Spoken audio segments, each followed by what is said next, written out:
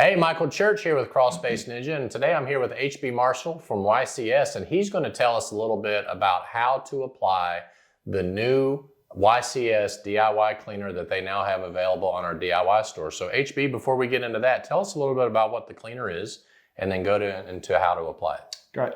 So the YCS Crawl Space Cleaner is a 7.5% activated peroxide solution. So it doesn't have any bleach in it. You're not going to have the harmful odors or the nasty odors that you get with like an SH or a sodium hypochlorite product.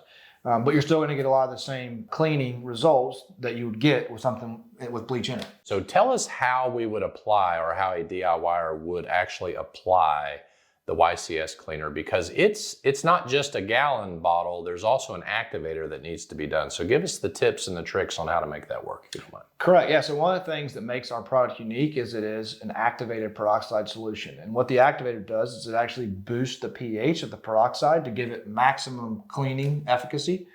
So when you buy a case or when you buy a gallon of the YCS Crawl Space Cleaner, you're going to get 1 gallon of peroxide and a 10-ounce activator. Okay.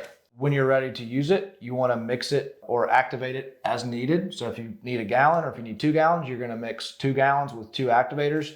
Typically that process is you would mix the activator, you pour the activator into your sprayer first. If you're using a pump sprayer, you'd pour a 10-ounce activator in, and then you would pour a gallon on top. And the reason we recommend do that is because by putting the activator first and pouring the peroxide on top, that actually agitates and mixes the product without having to do a whole bunch of shaking and mixing. Right, and you said to give it a minute or two for the sudsing, if you will, to kind of die down a little bit, then you put the lid on of your pump sprayer. Is that correct? Correct. So once the product is mixed or poured into the sprayer, leave the lid off. Make sure you give it a minute or two to activate. And that activation process, one of the byproducts is you're going to see some foaming of the peroxide. It should settle back down, and then screw the lid on and you're ready to go. One thing that's nice about this product is it can be applied with a pump sprayer. We recommend you can use any sprayer, pump sprayer that you get at Home Depot or Lowe's or your local hardware store. Just make sure it has a pressure relief valve, because the product does have potential to foam. Gotcha. And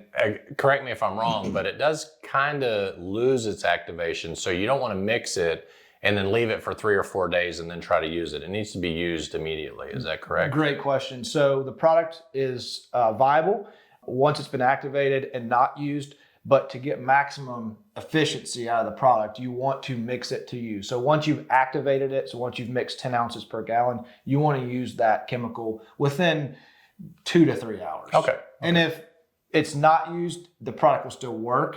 You just might not see the same results. Loses a little bit of its effectiveness as Correct. time goes on. Correct. And the reason being is because over time, the activator is actually an exothermic activator, meaning it raises the pH through essentially raising the temperature chemically.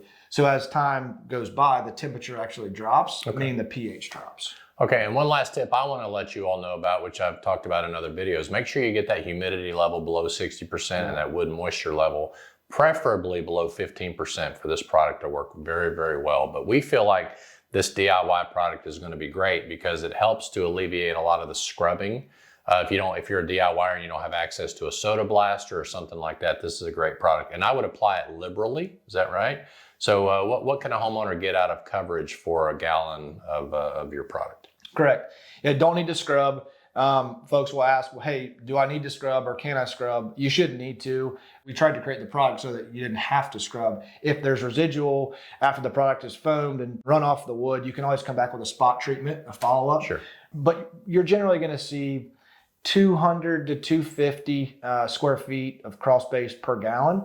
Again, depending on the staining and depending on the applicator, that's generally using a pump sprayer.